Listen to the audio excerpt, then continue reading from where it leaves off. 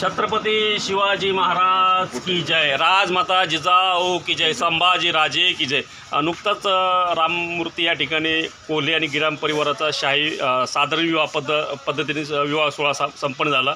राज्याचे मुख्यमंत्री एकनाथरावजी शिंदे साहेब, माजी मुख्यमंत्री उद्धवजी ठाकरे साहेब आणि सर्व आजी माजी लोकप्रतिनिधी, जिल्ह्याचे पालकमंत्री आणि कलेक्टर महोदय स्वतः ते उपस्थित नाही राहिले, पण त्यांचे सर्व सहकारींनी उपस्थित राहून शुभेच्छा दिल्यात। मी सर्वांचा आभार मानतो। याच निमित्ताने आम्ही सहज रामनगरला व्हिजिट दिली, कारण तिथं आम्हाला कॉफी भेटत नव्हतं म्हणून आम्ही कॉफी घ्यायला आलतो।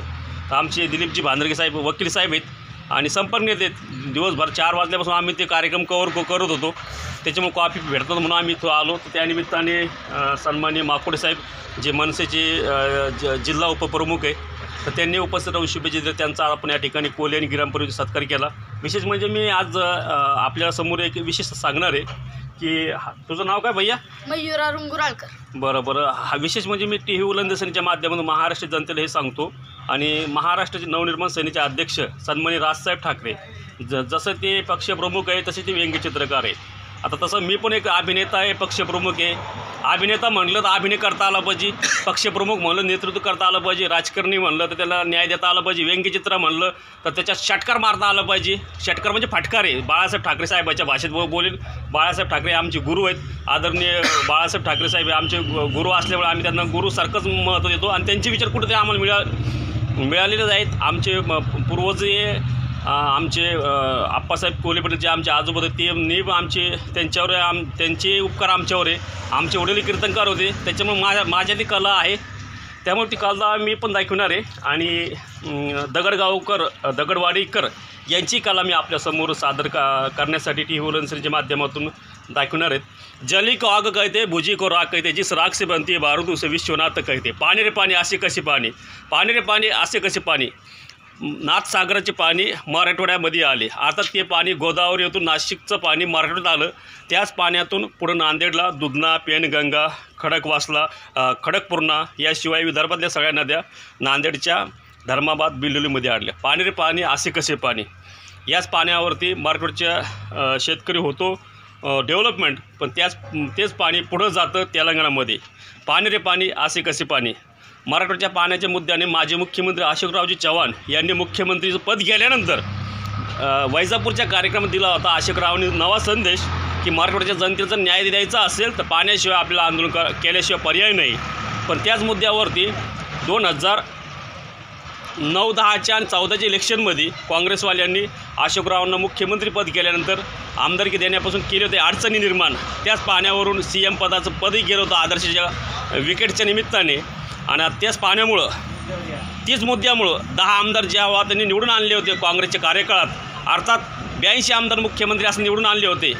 मग हे अशोकराव चव्हाणांचं योगदान होतं। पाणी रे पाणी असे कसे पाणी, आज तेच पाण्यामुळं मराठवाड्याचं पाण्यामुळंच आंध्रातले तेलंगणा किंवा आंध्रा हे दोन्ही राज्य सुपीक बनत आहेत, पण मराठवाड्याचा दुष्काळ आणि वाळवंट सारखी परिस्थिती आहे। मनसे प्रमुख राज ठाकरे जेव्हा जालन्यात येतात, मनसे प्रमुख राज ठाकरे साहेब जेव्हा जालन्यात येतात आणि तेव्हा ते सांगतात 2013-14ची ती लोकसभेची निवडणूक असेल, ज्याच्यामध्ये सांगितलं होतं की आज जर पाण्याचा प्रश्न सुटला नाही तर भविष्यात मराठवाड्याचं वाळवंट होईल। मला असं वाटतं की हा एक महाराष्ट्राचा धूर्त आणि अभ्यासून येत आहे। कदाचित आताचे मुख्यमंत्री सन्माननीय एकनाथरावजी शिंदे साहेब त्यांचं धोरण कुठे ते स्वीकारतील का आणि मराठवाड्यात तापीचं पाणी असेल, जायकवाडीचं पाणी असेल ते थांबवून मराठवाड्याच्या दुष्काळावर मात करतील का, एवढंच सांगतो आणि ह्याच भावना व्यक्त करतो। पाणी रे पाणी असे कसे पाणी। आता दगडगावकर आपला अभिनय सादर करेल, बोला।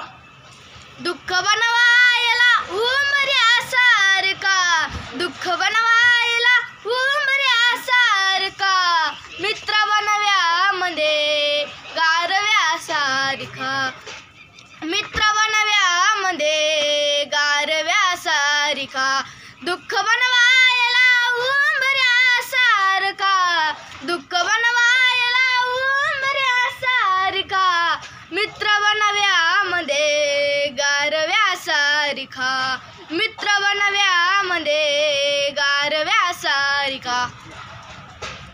खूप छान आहे। अजून हे तुला आवड कुठून तयार झालं पहिल्यापासून? सर मी एकदा जालन्यात गेलतो ना, तेव्हा मला नाही का तिथं हं. एक नंबर आलता सर मग तिथं. बरं, कलेक्टर साहेबांनी तुझा सत्कार केला होता. हो. बरं, जर कदाचित तुझं आता हे जे गीत तू गायलं आहे, हां मनसे प्रमुख सन्माननीय राजसाहेब ठाकरे यांनी जर तुला भेटायला जर बोललं, हां. तू जाशील का साहेबांना भेटीनं? काय नाही ना सांगते? बरं, त्यासाठी तुझं नटरंगमधलं एक गाणं आहे ते म्हणून दाखव ना. नटरंगमधलं गाणं नाही. काल परवा तू सादर केलं होतं ते. हा ते का? हा, ते परत एकदा. थांबला का हा, ये ना. उंबऱ्याशी थांबला का उंबऱ्याशी या बसा राजी खुशी घ्या सबुरीनं विडा का उगा घाई अशी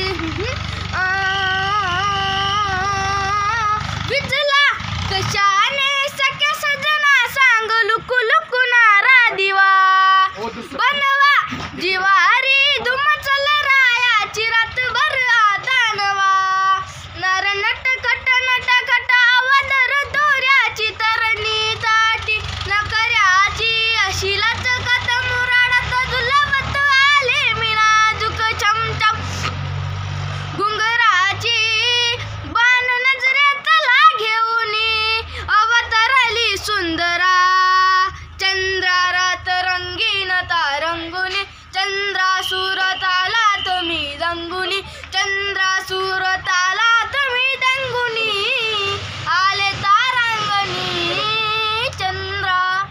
मी म्हणेन 1, 2, 3, 4 हमल पोरातील पोरं हुशार हे दिवंगत अभिनेते लक्ष्मीकांतजी बेर्डे साहेबाचं ते गीत होतं. मला त्याच गीतावरती एक म्हणणं असं वाटेल